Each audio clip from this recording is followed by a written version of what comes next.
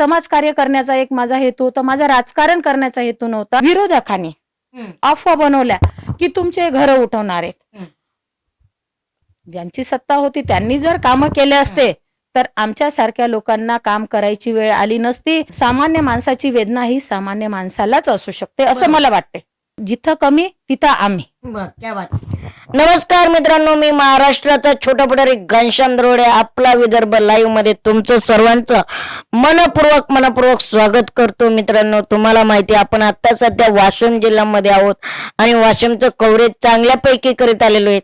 राजकीय नेत्यांची बाईट घेतलेली आहे, पुन्हा सर्वसामान्य जनतेची बाईट घेतलेली आहे. सर्वसामान्य जनता काय बोलतीये, राजकीय नेते काय बोलतायत, विरोधक दावा कसे करतायत, काय करतायत, प्रत्येक प्रभागाचे आपण बघतोय जाऊन विकास झालाय का नाही, प्रत्येक प्रभागाच्या उमेदवारांची आपण चर्चा करतोय. आता आपण आहोत प्रभाग क्रमांक 7. आणि मित्रांनो, इथं एक जरा वेगळी ओळख करून देतो बरं का. म्हणजे यांचे मिस्टर म्हणजे पुरुषोत्तम दादा राजगुरू हे आमदार होते, आता माझे आमदार आहेत. म्हणजे ते सुद्धा सत्तेत होते आणि सगळ्यात महत्वाचं म्हणजे पहिल्यापासून त्यांनी एकच पक्ष धरला, बीजेपीला त्यांनी सोडलं नाही. आणि दुसरी महत्वाची गोष्ट, परत ते समाजकार्यात लागले. पुन्हा त्यांनी दुसरी अनेक गोष्ट, सीमाताई त्यांच्या पत्नी सीमा राजगुरू जे वार्ड क्रमांक 7 मधून उभा राहिलेले आहेत. आणि त्यांनी काही त्यांचा राजकारणात काय लय वारसा नव्हता किंवा राजकारणात उतरल्या नव्हत्या, पहिल्यांदाच ते राजकारणात उभे राहत आहेत. आणि राजकारण म्हणलं एक आव्हान आलंच, एक चॅलेंज आलंच. आणि सगळ्यात महत्वाचा राजकारणात असतो आत्मविश्वास. आता सीमाताईंनी ठरवलंय त्यांना समाजकार्य करायचंय, पक्षाने तिकीट दिलंय, पक्षाची जबाबदारी आहे. हे सगळं बघूया सीमाताई काय म्हणतायत याबाबत. कसं काय वार्ड क्रमांक मध्ये त्यांना कुठे वाटला बाबा विकास झाला नाही म्हणून मला उभा राहायचंय, त्यांना काय करायचंय, विकास जनतेला काय आव्हान आहेत, बीजेपीला कशी साथ देते, हे सगळे प्रश्न जेवढे मला पडलेत तेवढे तुम्हाला बी पडलेत, बरोबर ना.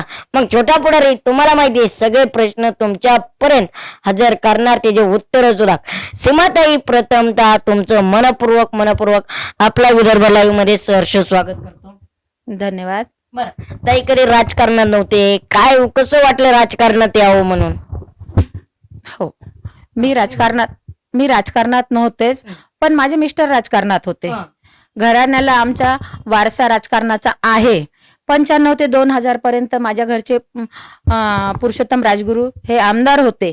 त्या निमित्ताने मला हर गोष्टीची राजकारणाची आवड निर्माण झाली. प्रत्येक कार्यकर्ते माझ्याशी जसे साहेबाशी जुळत होते तसे माझ्याशी पण जुळत गेले.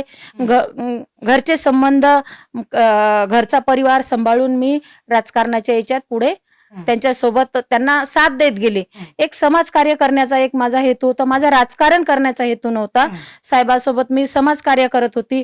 ताई तुम्ही येऊ शकता, तुम्ही बोलू शकता, तुम्ही प्रत्येक गोष्टीला काही कामं असले तर ताई साहेब नाही तर घरी तुम्ही करता ना. हो, मी करते. म्हणून मी अशा कार्यकर्त्याला आपल्या अडथळा येऊ नये ही माझी भूमिका होती. त्याच्यामुळे मी प्रत्येक कामामध्ये त्यांना साहेबाच्या खांद्याला खांदा लावून उभी होती की साहेब कुठपर्यंत प्रत्येक माणसापर्यंत नाही पोहोचू शकत. समजा साहेब गेले मुंबईला तर त्यांचे जे काही कामं असतील, काही इथल्या कोणाच्या भेटी असतील का कोणाचे छोटे मोठे कामं असतील, कोणाचे फोन करून देणे, छोट्या मोठ्या मदती घेणे, हे मी माझ्याकडनं पहिले छोट्या मोठ्या कामं समाजकार्य म्हणून करत आले. त्याच्यामुळे हे माझ्याकडे पाहण्याचा दृष्टिकोन सर्वांचा की नाही ताई करू शकतात प्रत्येक गोष्टीला. म्हणजे मग मला लोक प्राधान्य देत आले की नाही ताई तुम्ही हे केलं पाहिजेत. ताई तुम्ही आता यावेळेस सर्वांनी सांगितलं की ताई तुम्ही एवढं समाजकार्य करता तर तुम्ही नगर परिषदसाठी उभ्या का नाही राहत. तर मला असं वाटलं की नगर परिषदसाठी उभं राहणं हा माझा हेतू नाहीये. मी शाळा सांभाळत होती, संस्था सांभाळते, माझे लोकमत सखी मंच आमचा मोठा इथं वाशिमला प्लॅटफॉर्म आहे तो सांभाळत होती. लेनन्स क्लबचा आमचा एक मोठा प्लॅटफॉर्म आहे तो सांभाळायचे, म्हणजे महिलांना सांभाळण्याचे. एट ए टाइम आमच्या महिला हजार महिलांचा मोठा प्रोग्राम राहते, तर मग ते सांभाळण्याचं मी काम करत आली. पण ताई, पण राजकारणात काही गोष्टी आपल्याला खटकत असतात, जाणवत असतात. बाबा इथं विकास झाला नाही किंवा ह्या गोष्टी करायच्यात मतदारसंघात, ह्या उद्देशाने माणूस उभा राहत असतो. तुम्हाला अशी कुठली गोष्ट तुमच्या प्रभागामध्ये कमी वाटली की बाबा अजून काही इथं बदल झाला नाही, मला बदल घडवायचा आहे, मला समाजकारण तर करायचं आहे पण बदल बी घडवायचा आहे. मग अशा काही गोष्टी आहेत का बदल घडवायच्या आहेत? नक्कीच नक्कीच. माझा प्रभाग 7 मी ज्या प्रभागामध्ये उभी आहे तो आहे 7 मध्ये लोकसंख्या जास्त आहे, विकास कामे कमी आहेत. आतापर्यंत जे लोक आपल्या प्रभागात आलेले आहेत त्यांनी विकासाकडे लक्ष दिलेलं नाहीये. तिथं नाल्याचे प्रश्न येतं, रोडचे प्रश्न येतं, विजेचे प्रश्न येतं. लोकांचे जे घरकुल राहतात त्यांना काही लोकांनी विरोधकांनी अफवा बनवल्या की तुमचे घर उठवणार आहेत. आपल्या इथं 2 तारखेच्या आधी देवाभाऊ येऊन गेले. त्यांनी सांगितलं कोणाचेही घर आम्ही उठवणार नाही, उलट 2.5 लाखापर्यंत त्यांना प्रत्येकाला घराची आपण राहण्याची म्हणजे 2.5 लाखापर्यंत आपण त्यांना हे देऊन त्यांचे पक्के घरे करून देऊ. तर मुख्यमंत्र्यांनी स्वतः शब्द दिला.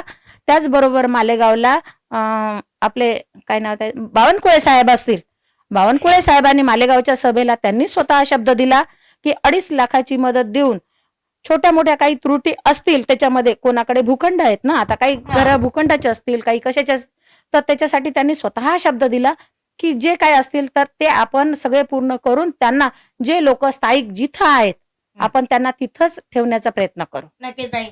पण एकंदरीत तुम्ही पहिल्यांदा राजकारणात उतरलायत, काय वाटतं जसं तुमच्या मिस्टरांवरती जनतेने प्रेम केलं तसंच तुमच्यावरती प्रेम करतील का? कारण पहिली शब्दाला किंमत होती, निष्ठेला किंमत होती, तसंच आता बी शब्दाला किंमत, निष्ठेला किंमत देतील का जनता? तुमच्या कितपत साथ देतील तुम्हाला? मला असं वाटते की जनता मला 100% साथ देईल. कारण जनतेला माहिती आहे पुरुषोत्तम राजगुरूंचा स्वभाव माहिती आहे. पुरुषोत्तम राजगुरू आमदार होते त्याच्यानंतर मला तरी असं वाटते महाराष्ट्रामध्ये पुरुषोत्तम राजगुरू असे व्यक्ती कमी याच्यात भेटेल का? तर पुरुषोत्तम राजगुरू आजही मंडपचं काम करतात.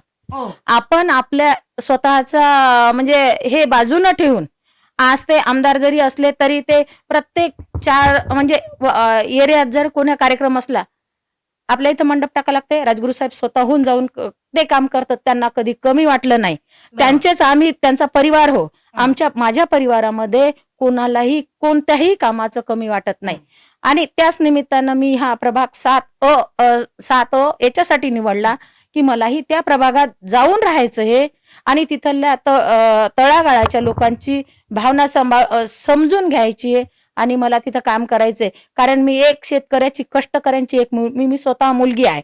त्याच्यामुळे मला ही तळागाळात राहणाऱ्याची सगळ्यांची मला जाणीव आहे आणि ती जाणीव मी पूर्ण करण्याचा 100% प्रयत्न करीन. बरोबर आहे. पण त्या एकंदरीत विरोधकांचं सत्ता आहे, विरोधकांनी काम केलं असं वाटतंय का हो? ज्यांची सत्ता होती ज्यांची सत्ता होती त्यांनी जर कामं केले असते तर आमच्या सारख्या लोकांना काम करायची वेळ आली नसती. ते सत्तेवर असते. त्यांनी कामं केले नाही म्हणून जनतेने आम्हाला स्वतःहून सांगितलं की नाही ताई तुम्ही पाहिजेत आमच्या इथं आणि आता विकासाचं कामाची गरज आहे. आम्ही ठेकेदार नाही ना, आम्ही कोणते ठेके घेत नाही. एक मी बाकीचे ठेके घेतात का? अभ्यास असू शकतात, जे राजकारणी लोक आहेत असू शकतात, आपल्याला सांगता येणार नाही. पण मी एक सामान्य स्त्री होती, सामान्य स्त्री राहणार आहे. सामान्य माणसाची वेदना ही सामान्य माणसालाच असू शकते असं मला वाटते. पण एकंदरीत बघा महायुतीचा फॉर्म्युला खासदार केला, आमदार केला, एकत्र लढले, आता परत पक्षाने बंद केला. असं वाटतंय का भाऊ भावातच उभा केल्यात म्हणायचं? नाही वाटत मला असं. हे बघा ना, त्यांनी नगरसेवक दिले. धनुष्यबाणाने जर नगरसेवक दिला नसते तर तुम्हाला मतदानाचा फायदा झाला असता. तुम्ही उमेदवार केले उमेदवार, पुन्हा नगराध्यक्ष धनुष्यबाणाने दिला नाही. मग हे कुठेतरी समीकरण होतंय का आपल्यातली आपली माणसं कमी करण्याचा? मी त्या विषयावर नाही बोलणार. कारण जर एका वार्डामध्ये 2 व्यक्ती असतील उभे राहणारे तर त्यांनाही प्रश्न पडतो, प्रत्येक पक्षाला प्रश्न पडतो का ते त्यांच्यावर त्यांना असं वाटतं की आहे तर आपण दिलं पाहिजेत. ही नगरसेवकाची निवडणूक आहे. त्याच्यामुळे पक्षांनी दिलेलं असेल त्यांची जबाबदारी, ज्या पक्षांनी ज्यांच्याकडे दिलं असेल ती त्यांनी त्यांची योग्य समजली असेल. पण मला जी भारतीय जनता पार्टीनं माझ्यावर जो विश्वास टाकला, असं वाटते का भारतीय जनता पार्टीला आता खूप मोठे चॅलेंज आहे बंड झाल्यामुळे? नाही वाटत. नाही वाटत. नाही वाटत. कारण राज्यात, केंद्रात, वाशिम मध्ये सत्ता भारतीय जनता पार्टीची. मोदी साहेब असो, देवाभाऊ असो आणि वाशिमला शामभाऊ खोडे असो, हे जर आपल्या सोबत आहेत तर तसं वाटण्याची गरजच नाही पडत. मला वाटते लाडक्या बहिणींचा कितपत फायदा होईल? लाडक्या बहिणीचा भरपूर फायदा होतो. कारण आजकाल काय झालेलं आहे, स्त्रिया म्हणजे आमच्या महिलांचा कोणी विचारच नव्हता केला. आता लाडक्या बहिणीला जर 1500 रुपये जर मिळतात तर मला असं वाटतं की तो खूप चांगला, म्हणजे महिलांसाठी सेव्हिंग करा म्हणा का काही उद्योग करण्यासाठी. आमच्या वार्डातल्याच, मी ज्या वार्डात प्रभागात फिरली त्यांनी सांगितलं, ताई आम्हाला खूप याचा फायदा होतो. कारण म्हणे जे 1500 रुपये आमच्या खात्यात येतात ना, 2-4 जणींनी सांगितलं की आम्ही बचत गटाच्या माध्यमातून अजून लोन उचलून आणि आमचे हे पैसे असून आम्ही त्याच्यात काहीतरी बिझनेस करायला लागलो, काही कामं करायला लागलो. तर लाडक्या बहिणीचा भरपूर फायदा होते. मी देवाभाऊला, आपल्या राज्यातील सरकारना हेच सांगते, बाकीच्या एका राज्यामध्ये 2100 रुपये त्यांना मानधन मिळत आहे बाकीच्या लाडक्या बहिणीला, आमच्याही राज्यात, आपल्या महाराष्ट्रातही आपण मिळून देण्याचा प्रयत्न करू असं मला वाटते. ताई मला एक सांगा, जाता जाता एक प्रश्न विचारतो की तुमचे काही विचार आहेत का? हो. काही जनतेला आव्हान करायचंय का? हो, माझे 5 वर्षाचे माझे स्वतःचे विजन झालेले आहेत. मला प्रभाग 7 मध्ये जाऊन राहायचंय. मला तिथल्या तळागाळाच्या व्यक्तीशी भेटायचंय. मला घंटागाडी असो, रस्त्यावरचा कचरा असो, रोड असो, पाणी असो, प्रत्येक एरिया वाईज जाऊन मला स्वतः निरीक्षण करायचंय त्याचं. आणि जिथं कमी तिथं आम्ही, जिथं कमी तिथं आम्ही कुठेही असो. 50% महिला आहेत. महिलाचे प्रॉब्लेम हे महिलाच समजू शकते. कारण माणसापर्यंत महिला पोहोचू शकत नाहीत. त्याच्यासाठी मला भारतीय जनता पार्टीने ही संधी दिली आणि मी प्रत्येक महिलापर्यंत पोहोचण्याचा 100% प्रयत्न करेन. नक्कीच ताई, तुम्ही एक महिला आहात म्हणून प्रश्न विचारतो. आज आम्ही बाजारपेठेत फिरतोय, ह्याच्यात फिरतोय, शौचालय नाही साधी महिलांसाठी. तुम्ही एक महिला आहात, महिलांनी जर तुम्हाला पुरुषांनी संधी दिली या वार्डात, तर महिलांसाठी काय खास योजना असणार? हा, माझी पहिली योजना राहणार आहे शौचालय, बरोबर. दुसरा नाली, रोड, विद्युत, रस्त्यावरचे लाईट. तिसरं म्हणजे ओपन पेस असेल ना तर तिथं महिलांना जिम, म्हणजे योगा करण्यासाठी आपण जिमचं हे करून देऊ की महिलांनी एक्सरसाइज केली पाहिजे. महिला फिट असेल, देश फिट राहील, त्याची युवा पिढी फिट राहील. लहान मुलांना खेळण्याचे साहित्य ओपन पेस मध्ये, येणारी युवा पिढी ही सक्षम झाली पाहिजे. एक माझा त्याच्या मागे दृष्टिकोन आहे. जाता जाता एक प्रश्न विचारतो, तुम्हाला काही जनतेला आव्हान करायचंय का? हो, मला नक्कीच आव्हान करायचंय. मला येणाऱ्या 5 वर्षासाठी जनतेला हे आवाहन करायचंय की तुम्ही आता काही बघू नका. देशात मोदी साहेब आहेत, राज्यात देवाभाऊ आहेत, वाशिम मध्ये शामभाऊ खोडे आहेत आणि नगर अध्यक्षासाठी आपले केंदळे साहेब आहेत. तर आपल्याला विकासाकडे जर जायचं असेल तर आपल्याला सर्वांची साथ लागते, तेव्हा सर्वांचा विकास होऊ शकतो. आपल्याला, मी केंद्रे साहेबाबद्दल बोलेन, नगराध्यक्ष आहेत तर केंद्रे साहेब, केंद्रे भाऊंचा नवीन विचार आहे, जनता ऍक्सेप्ट करेल का? नक्की करेल.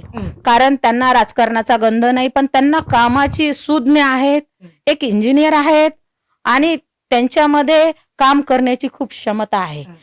आमचे साहेबांनी आम्हाला सांगून दिलेले तर प्लॅन सर्व तयार आहेत, फक्त त्याच्यावर अंमलबजावणी करायची गरज आहे. त्याच्यामुळे केंद्रे साहेब येणारच आहेत आणि येतीलच.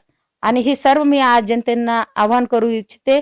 केंद्रे साहेब, मी सीमा पुरुषोत्तम राजगुरू, माझ्यासोबत नितेश भाऊ राठी, आम्हाला प्रभाग 7 मधून विजयी करा, एवढंच मी आज बोलू शकतो. नक्कीच सीमाताई राजगुरू यांनी आपलं लाख मोलाचे ताईंनी शब्द मांडलेले आहेत आणि नक्कीच येणाऱ्या काळात जनता ही निवडणूक हातात घेते. पण ताईंनी विश्वास दिलेला आहे की मी जर निवडून आले तर मी जनतेसाठी 24 तास काम करण्याची तयारी सुद्धा त्यांनी दाखवलेली आहे. येणारा काळ हा बघूया आता कसं काय ठरतोय. आणि सीमाताईंचं मनपूर्वक आपला विदर्भ लाईव्ह मध्ये आभार तर मानतोय, पण त्यांनी एक विश्वास दिलाय की अनिलजी केंद्रे सरसुरात बहुमताने विजय होतील आणि सर्व वाशिमकरांचंच नव्हे तर सर्व महाराष्ट्राचं या वाशिम मध्ये खास लक्ष लागलेलं आहे. कारण ऐतिहासिक निवडणूक इथं पार पडणार आहे. तर तुम्ही पात्रा आपला विदर्भ लाईव्ह छोटा पुढारी विशेष कार्यक्रम